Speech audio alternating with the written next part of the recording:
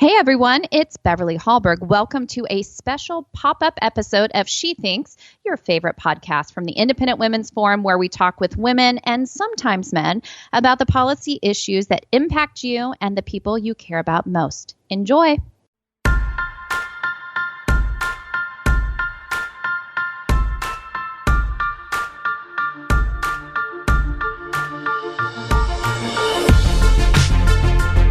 Hello, I'm Hadley Heath Manning, Director of Policy for Independent Women's Forum, and your host for today's special pop-up edition of the She Thinks podcast. And today we have a very special guest. We have Dr. Marty Makary on the line.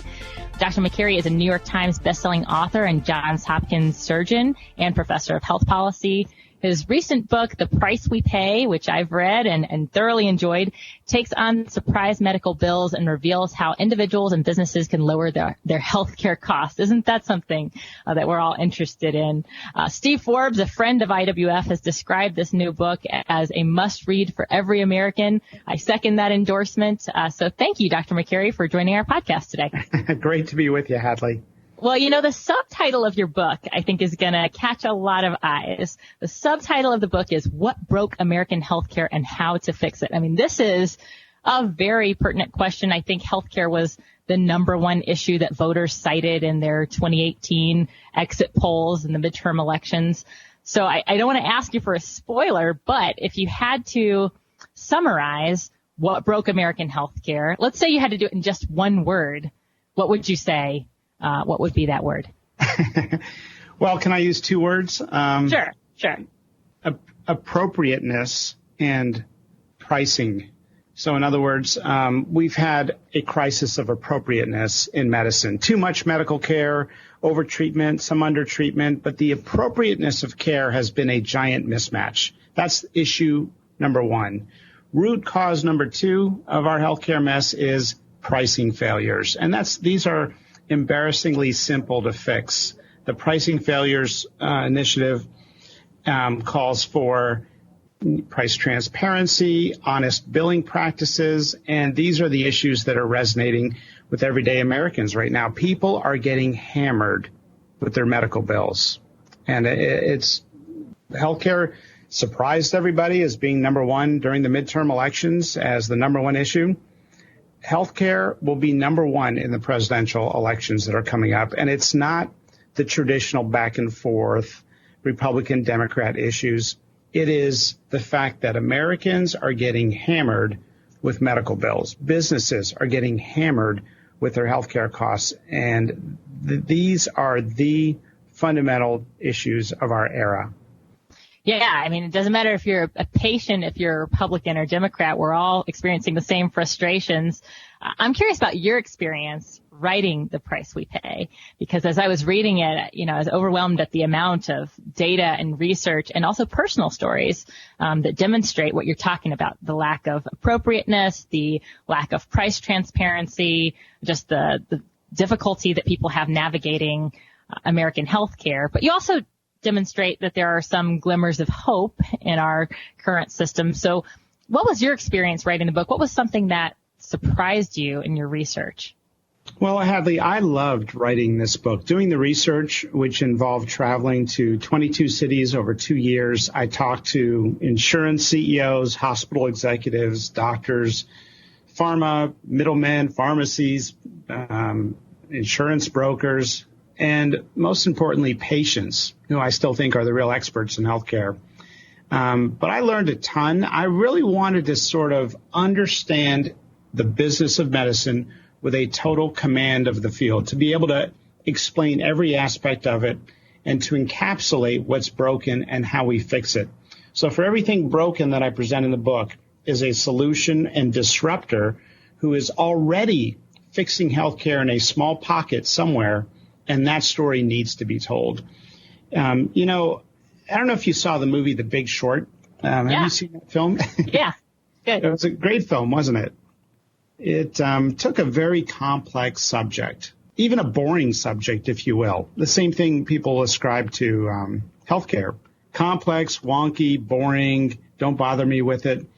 The Big Short took the banking industry and broke it down in very simple and easy to understand terms so anybody could understand It's actually a lot simpler than we're told to believe.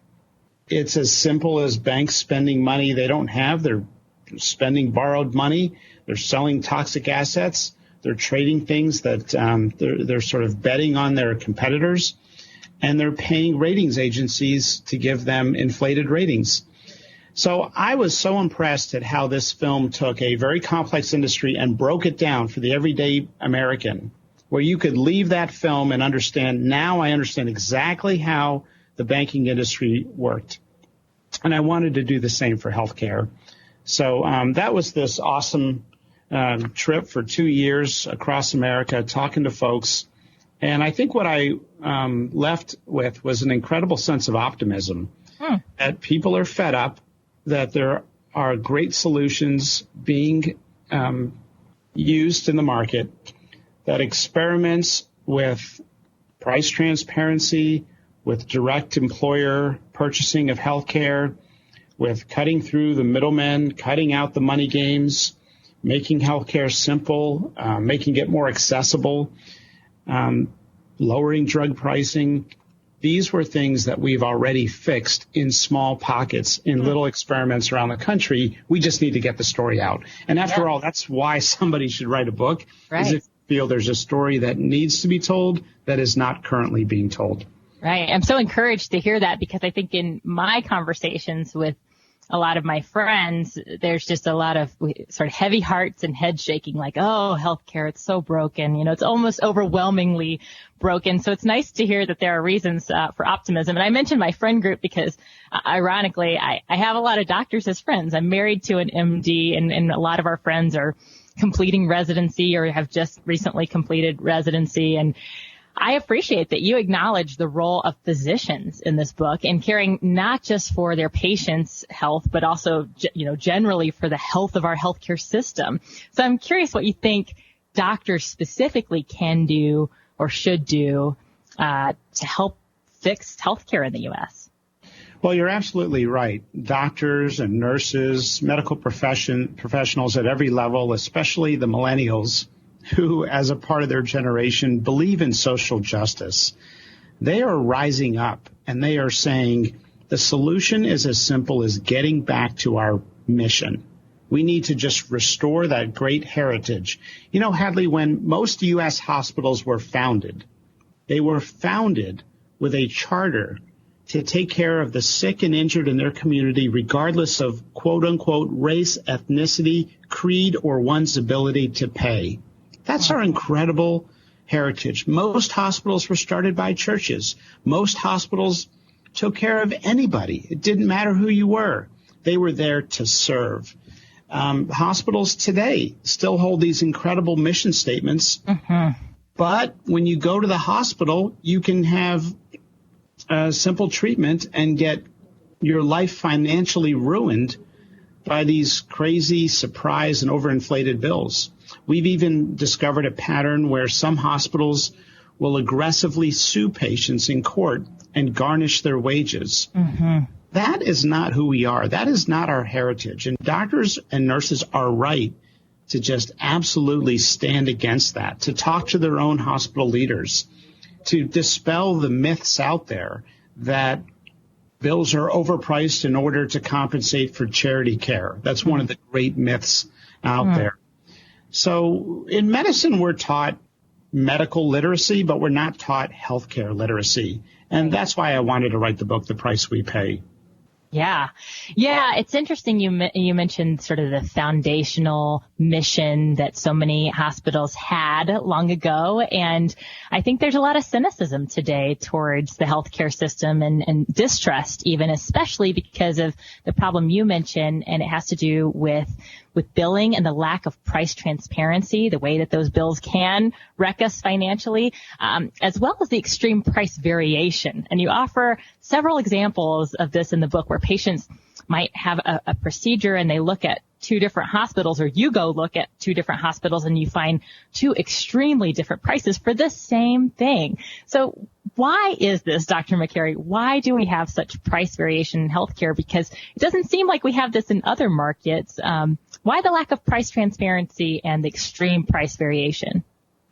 Well, Hadley, I honestly believe, as I met with so many people who work in the business of medicine, that we don't have bad people. Actually, everybody who's in healthcare at every level, from administration to being a physical therapist to office assistant, they go into medicine for one central unifying reason, and it's a sense of compassion. They want to dedicate their lives to helping people.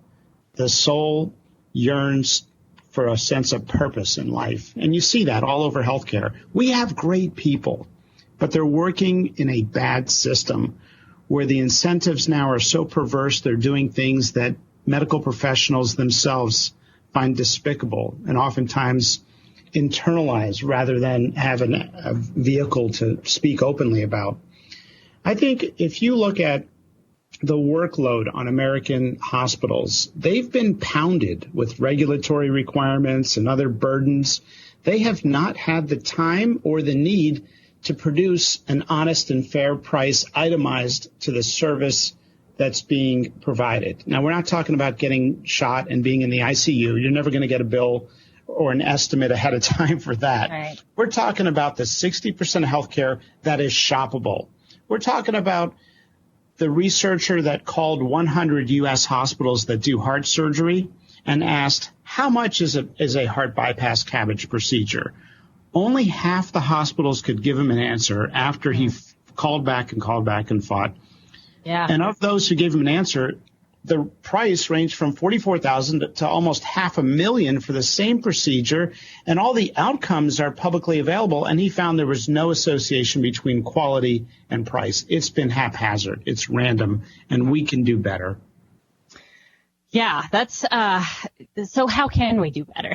Because this is sort of my next question for you. When it comes to price transparency, because when you mentioned, calling back, I think everybody's had this experience at one point or another where your insurance coverage, the hospital or the doctor didn't have the right one, or the hospital had it, but the doctor's group didn't, or there was a doctor who treated you while you were in the hospital that happened to be out of network, and then you get a surprise bill for that. So what can we do to address some of these problems? How can we give patients better tools so that when they are consuming that 60% of services that are shoppable, if they want to comparison shop to save money, or if they just want to plan ahead so they know what to expect to pay out of pocket, how can we give them better tools? How can we solve this problem of getting that better pricing information? Well, good things are happening right now, Hadley. And, as of earlier this year, Medicare announced that every hospital has to disclose their sticker prices. Now, we know those are not the real prices, but it's a first step. I've been encouraging Google and other patient navigation sites to provide an average markup for a hospital when somebody goes to look up a hospital. That increases accountability and creates more transparency. I've encouraged U.S. News World Report and Medicare, when they rank hospitals in the United States, to use the billing quality.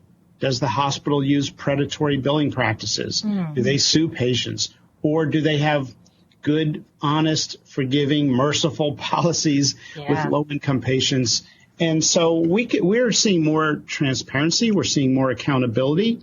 And although only some patients will use real prices to shop, not everybody, but some will, they serve as proxy shoppers and drive the entire marketplace. Also, employers that sponsor health plans for their employees, they are proxy shoppers of healthcare. For example, one guy who has a business in Boston saw that the price of delivering a baby, that is a standard uncomplicated vaginal delivery, ranges from $8,000 to $40,000 in Boston for the identical service with the same quality. Of course, he wants his employees to go to the $8,000 hospitals, but he doesn't want to have to tell them where they can and can't go. So he says, if you go to the $8,000 hospitals, you will get free diapers and wipes for a year. There you go. And everybody went. Yeah, I think I would too. So we're seeing proxy shoppers. We're seeing employers do really creative things. We're seeing Medicare make charge-master pricing available. We're seeing more accountability with the markup. And soon we're going to see patient navigation apps and tools and search engines show what a hospital's average markup is when you consider going there for your care. Yeah, gosh, we live in the information age, and there's an app for everything. There's just, so much information is available to us at our fingertips. Imagine what some really innovative entrepreneurs could do with better pricing information, and that they're already doing with some pricing information that we have available. And I'm glad you mentioned the proxy shopper point, because one piece of pushback I often get when I advocate for greater price transparency in healthcare, aside from this idea that patients aren't smart enough to shop around, or that people are going to be unconscious in the back of an ambulance, unable to shop around. I can see that we're not going to be shopping when we're unconscious, but for the pieces that are shoppable, we're seeing this trend towards higher and higher deductibles in health insurance. And certainly there's a segment of the market where out-of-pocket cost people are very sensitive to that, and those people will be proxy shoppers. So I think that's an important point. But I wanted to mention, a couple of the lines that I read in your book that just stopped me in my tracks. For example, you wrote that half of stage 4 breast cancer patients have bills and collections. Whoa. I mean, as a woman and as someone, all of us have a friend or family member who's been touched by breast cancer, or any type of cancer, really. To imagine someone who's going through chemotherapy or going through these incredibly difficult treatments where their lives are literally on the line, and then to think that they're getting calls from debt collectors on top of that. And you highlight the predatory practices of several hospitals. You talk about the air ambulance services. I mean, this stuff in the book, everybody needs to go buy the book and read it, but be prepared to have your blood pressure go up while you're reading this book. I told my husband, I told him to read the book because, as I mentioned, he's a hospitalist. I said, but you got to be careful reading this because you'll become angry on behalf of your patients, just at what patients are up against. So I appreciate that you mentioned the progress that we're making, but some of the problems are just so infuriating. What efforts have been made to help patients, especially these patients that are in just terrible circumstances? How can we help those vulnerable segments of society and those patients? How can we help them navigate this landmine field of medical billing? Well, Hadley, I did try, as you said in the book, The Price We Pay, to put bright spots throughout the book, but it's in part to show how good things are happening, but in part to manage the outrage, because it is outrageous. I mean, talk to doctors and nurses across America. They are outraged right now. People trust us to the point of putting a knife to their skin within a second of meeting us sometimes. Yeah. Or they'll tell a nurse in the emergency room secrets they've never told their spouse of 50 years within a minute of meeting them. Why? Because of the incredible heritage of trust in the medical profession. Hospitals have historically been a safe haven. And what we're seeing right now is that these crazy and outrageous, unconscionable billing practices where medicine has adopted a business model of price gouging in some places is eroding that public trust. And people are getting crushed out there. People are getting hammered by these bills. And, I'm a cancer surgeon. I'm constantly reminded how short life is. Yeah. And people have asked me, why are you working on this sort of issue of the public trust and restoring medicine to its mission and addressing, burnout in the medical community? You know what? A quarter of all patients out there don't trust us anymore. And it's because of drug prices and medical bills and surprise bills and price gouging and gotcha statements by pre-authorization contracts. These are the money games of medicine, and enough is enough. People are saying, can we get back to the bedside art of taking care of patients? The modern business of medicine has created tens of thousands of millionaires who are not patient-facing. We're seeing money go into the system that is so wasteful, administrative waste, and I would even, suggest clinical waste. And we already spend enough money to provide every American with gold-plated health care. We just need to cut the waste. And I think that's a bipartisan message. I think we're seeing senators resonate. I've taken patients that have gotten crazy bills and been sued, and I've taken them right to the White House and had them tell their story directly to our political leaders, because these are not partisan issues. These are common sense issues. Well, I want to ask you a sort of political question, but first of all, I want to give people a sort of a pick-me-up because, as in your book, there's some dark spots, but there's also some bright spots. You highlighted a sort of innovative model in the book in the solutions section. I hope I say this right. Is it Iora Health? Yeah, Iora Health. Okay. Tell us about Iora Health and why their model is sort of a reason for hope. It sounds great. I would be curious, once you explain the model, my question would be, how do we make it so that more Americans can use a model like this? What changes would be necessary to sort of expand these bright spots of hope that are in pockets where you say we're solving some of these problems, but how do we scale those things up so that more Americans can have the benefit of those bright spots? Well, Hadley, I loved my time visiting the Iora clinics and the ChenMed clinics alike. These are refreshing, bright spots in healthcare that are on the brink of going national, and they need support. They need people to know about what they're doing, and that's why I wrote the book, The Price We Pay. Iora and ChenMed the same, they take in patients and forget about all billing. They are paid on a global capitation level. That means they're paid lump sum for a group of patients, a large group, sometimes a group of Medicare beneficiaries on a Medicare Advantage plan. But that clinic or that group of clinics is responsible for a population of people, say 4,000 people that live in the community. And they can do whatever they believe in their own medical judgment is best for their long-term health. They'll visit their home if they need to. They will review all their medications and do what we call a deep prescribing review. They've got bags of medications where they realize people don't need to be on these things, and people bring in their meds and they take them off because they switch them to lifestyle-based therapies and food as medicine and exercise and diabetes cooking classes, and they don't have any billing. Their doctors are not burdened by it. The doctors are sort of relieved. They come from billing practices and they realize, hey, I can just do what's in the best interest of the patient. And if you look at the ChenMed example, they take all the downstream financial risk of the patient. That is, they're paid this lump sum amount on, electronically. It's not an exchange.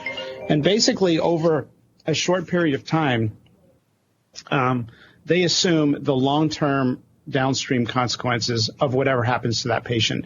So if you need an open heart surgery, you need a colonoscopy, you name it, they are picking the high-value doctors in the area. After all, who knows best about quality than the primary care doctors on in that location? So they're not referring you to their golf buddy. They're referring you to the doctor with the best outcomes that has a fair price. Not necessarily a low price, but a fair price, and they assume those downstream financial costs of the patients. So they are a true medical home. They're a true gatekeeper. They're practicing the art of medicine. They've converted their billing room in the clinic to a lifestyle medicine room where they're teaching them, things they can do better. It's awesome. Iora, ChenMed, they're awesome. Yeah, that's so refreshing to hear that there are, potential paths forward for healthier lives, but also just a healthier healthcare system. But the way things stand today, and I promised our listeners a political question, people are so frustrated that they're ready to just throw in the towel. They're ready to say, we need something completely different, just scrap the current healthcare system that we have. And this is sort of a hot topic, but they say we just need Medicare for all. And you mentioned Medicare rates throughout the book, sort of as a comparison or contrast with other prices that other hospitals charge. And the Nonpartisan Congressional Budget Office just issued a report on Medicare for all. They said that if we move to a system like this, it might expand, coverage for preventive care and other benefits that may ultimately improve people's health. But the CBO also said that extending coverage to more Americans could produce longer wait times and reduce access to care if there weren't enough health workers. So I'm curious if you agree with the CBO's analysis, why or why not, and just sort of a general take on Medicare for all. Well, I understand how people are attracted to the concept of Medicare for all because they're sick of the current system and they're sick of the middlemen and the pricing failures. But, you look at any country that has adopted that type of model, over the long term, they massively underfund it over time, tightening the belt year after year. It's irresistible. All governments do it. Everywhere in the world where it's been used, you have in 10 or 20 years a massively dilapidated healthcare system. I think we can do better. We're the United States. We've been the leaders in medicine and innovation, in doing things, putting patients at the center and adopting what is really a democratic model for medicine. So I think we can do a lot better. Listen, Dr. Makary, I know you're a doctor. You got to go see patients. You got to continue researching how to restore, the public trust in healthcare providers and, the art of practicing medicine, as you mentioned. But as we close, I want to ask you, where can people go to learn more about your work and your books, and specifically this new book, The Price We Pay? Well, thank you, Hadley. The Price We Pay is available online and momentarily everywhere books are sold. And our work is really to help people who cannot afford their medical bills, and we do that by defending them either to the hospitals or sometimes in court to explain that the hospital shaking down people for overpriced bills violates their mission and the charter of many of these hospitals. So we want to remind them of why we're all in healthcare. And our group is called Restoring Medicine. It's at restoringmedicine.org. And we're on Facebook. And we, of course, love all the tremendous support out there. It's been awesome. And so thank you so much for having me on this. You're doing great work, and really a pleasure to finally meet you here. Yeah, well, thank you, Dr. Makary. I appreciate knowing a physician who's not just in the business of medicine, but really in the art of practicing medicine, caring for patients and caring for American healthcare. And like I said, I really enjoyed the book. I appreciate the work you're doing. I think we need to get more physicians and more patients sort of aware and involved in this effort to put doctors and patients back at the center of American healthcare, because, I think the frustrations today come from maybe there's, too much corporate control, or maybe there's too much involvement, as you mentioned, from those regulations and sort of the bureaucratic demands on hospitals and so forth. But it really shouldn't be either way. It shouldn't be a big government model, and it shouldn't be a big business model. It should be about doctors and patients. And so I appreciate your efforts to move us in that right direction, and we really appreciate your time today. Again, our guest has been Dr. Marty Makary. His book is The Price We Pay. I encourage you all to go get a copy and read it. This has been another edition of Independent Women's Forum She Thinks podcast. If you liked it, please share it and subscribe and become a follower of our work at IWF.org.